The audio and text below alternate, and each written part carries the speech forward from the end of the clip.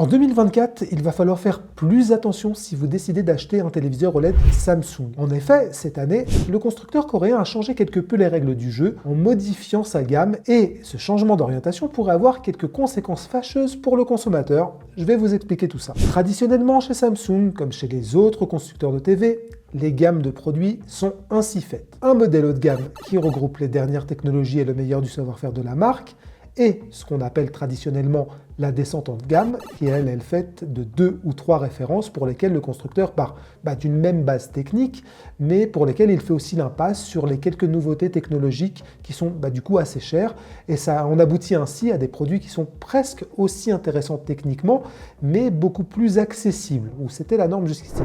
Chez Samsung, sur les modèles OLED des précédentes années, on avait donc le modèle Premium et ses déclinaisons, avec soit une dalle un peu moins lumineuse, ou par exemple sans boîtier One Connect, le boîtier qui regroupe toute la connectique du téléviseur.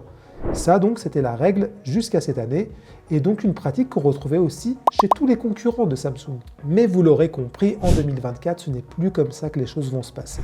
Le nouveau modèle OLED haut de gamme, le S95D, on vient de le tester chez 01net, et c'est un modèle assez exceptionnel qui révolutionne vraiment ce qui a été fait jusqu'ici sur cette technologie d'image. Pourquoi? Parce qu'il utilise tout simplement un filtre anti-reflet unique sur le marché, et surtout, en fait, en plus de ce filtre, le S95D s'appuie sur la technologie QD-OLED de Samsung Display, qui est donc la version concurrente du White OLED de LG, qu'on connaît maintenant depuis quelques années. Bref, ce S95D, c'est vraiment ce qu'on attend d'un modèle haut de gamme, une excellente qualité d'image et des technologies innovantes. D'ailleurs, on vous invite à aller lire le test sur 01net.com et vous saurez à peu près tout ce qu'il fait de bien et pourquoi il est aussi bon cette année. Logiquement, on aurait pu s'attendre à ce que les petits frères du S95D, c'est-à-dire le S90D et le S85D, qui sont aussi prévus cette année, soient de la même trempe que le modèle Premium. Bon, il fallait pas non plus s'attendre à ce qu'ils s'embarquent sa dalle mat ou le boîtier One Connect, mais on aurait pu au moins s'attendre à ce qu'ils disposent de la même technologie d'affichage, c'est-à-dire le QD-OLED.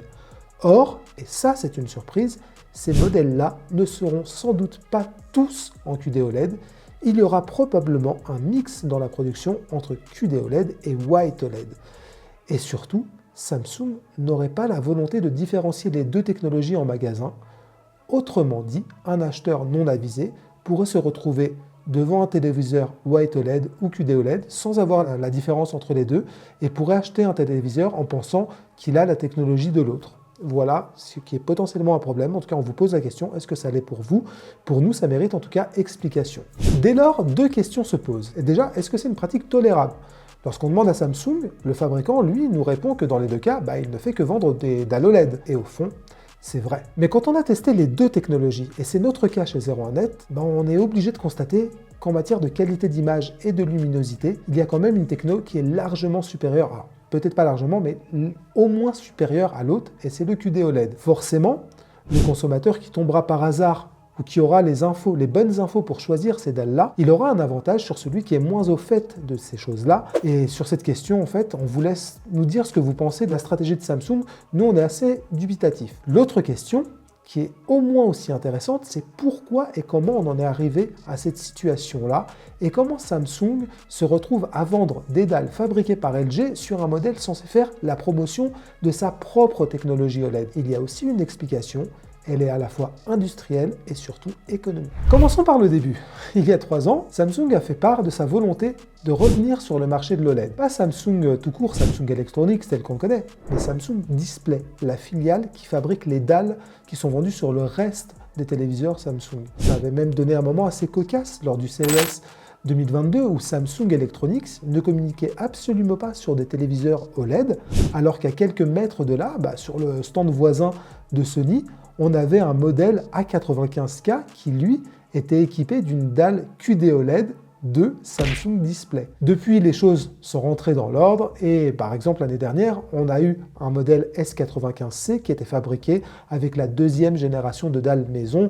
Bref, Samsung Electronics discutait, parlait avec Samsung Display, tout le monde était content et nous, on savait ce qu'on avait en face de nous. Pour rappel, Samsung, c'est la marque numéro 1 de l'industrie télé depuis 18 années consécutives et la marge avec le deuxième et le troisième de ce classement-là, elle est conséquente. Donc pour faire court, Samsung doit livrer des tonnes de télé et Samsung Display n'est pas forcément en mesure d'en produire autant au format QD-OLED et surtout pas dans toutes les diagonales visées. Pour faire face à ce problème, Samsung Electronics donc a fait appel à un autre fabricant de panneaux OLED, et là vous savez il n'y en a pas 10, c'est forcément vers LG Display, qui est aussi une filiale de LG Electronics, qu'il s'est tourné. Des accords ont été passés entre Samsung et LG Display, et on parle aujourd'hui de 700 à 800 000 panneaux OLED qui seraient fournis à Samsung par LG juste pour l'année 2024. Toutes ces dalles, il faut bien les mettre quelque part, et c'est là où on en revient au sujet initial de ces vidéos. Ces panneaux vont atterrir dans les déclinaisons du S95D. Au final, comment pourra-t-on faire le tri dans l'offre OLED de Samsung cette année? Pour le S95D,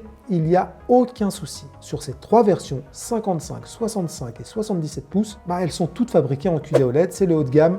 On oublie, il n'y a pas de problème, ça sera que du QD OLED, vous pouvez y aller les yeux fermés. Pour le S85D et le S90D, là pour eux ça va être du cas par cas et à ce jour, Samsung ne veut pas communiquer de manière officielle sur la question. Ce qu'on sait, alors pour les diagonales qui seront du 42, du 48 et du 83 pouces, là la question en fait elle ne se pose pas non plus.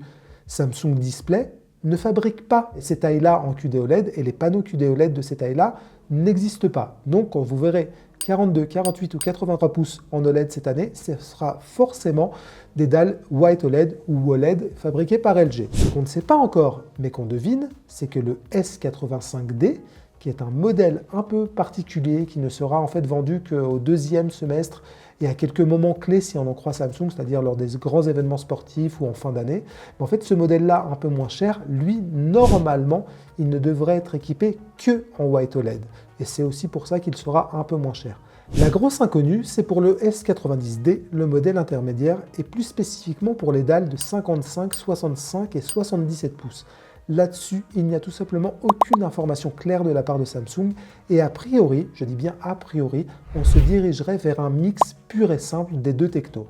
Donc, il faudra sans doute regarder la référence du téléviseur pour savoir de quelle technologie de dalle il est équipé. Voilà ce qu'on sait à ce jour de la stratégie OLED de Samsung en 2024 qui, rappelons-le, repose sur un excellent modèle premium, mais qui devient beaucoup plus flou lorsqu'on descend en gamme. Qu'est-ce que vous pensez de ce choix de Samsung? Est-ce que ça vous dérange de ne pas avoir nécessairement du QD OLED sur un téléviseur Samsung?